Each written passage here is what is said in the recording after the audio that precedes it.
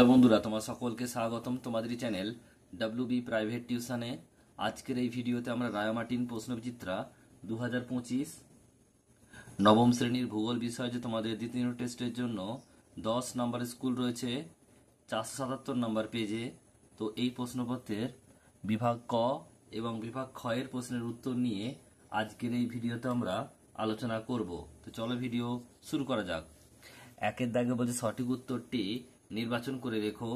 1 গ্রিনিচের সময় নির্দেশক ঘড়ি হলো ক্রোনোমিটার। প্রতিটি অক্ষরেখা দ্রাঘিমা রেখা অক্ষে যে কোন উৎপন্ন করে তার মান 90 ডিগ্রি। একটি সঞ্চার পর্বত হলো ফুজিয়াম। আবহবিকারের ফলে সৃষ্ট বিচ্যুতির শিলাখণ্ডগুলি জমে সৃষ্টি করে রেগোলিথ। ভারতের উচ্চতম মালভূমির নাম দাক্ষিণাত্য। পশ্চিমবঙ্গের সর্বোচ্চ শৃঙ্গ হল সান্দাকাফু। বলছে মালদায় দক্ষিণের পলিগঠিত উর্বর ভূভাগ পরিচিত যে নামে তা হলো কি? দিয়ারা।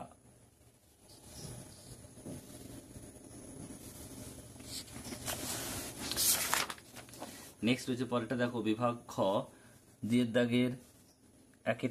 এর দাগে বলছে শূন্যস্থান পূরণ করো। একটা ভূমধ্য সাগরের আলোক স্তম্ভ হলো স্ট্রমলি।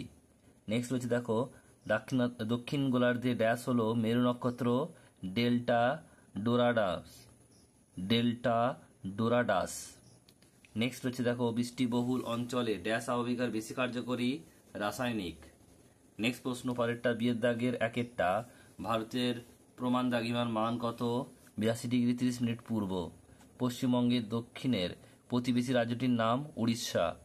দ্বারকেশ্বর ও শিলাবতী নদী মিলিত প্রবাহের নাম রূপনারায়ণ। সিয়ের দাগের প্রশ্ন শুদ্ধ অশুদ্ধ। একটা, অসমসত্ব শিলার ক্ষুদ্র কণা বিসরণ বেশি সংঘটিত হয়, এটা হচ্ছে মিথ্যা। নেক্সট হচ্ছে ঊর্ধ্বভঙ্গ ও অধোভঙ্গ স্তূপ পর্বতে দেখা যায়, এটাও হবে মিথ্যা।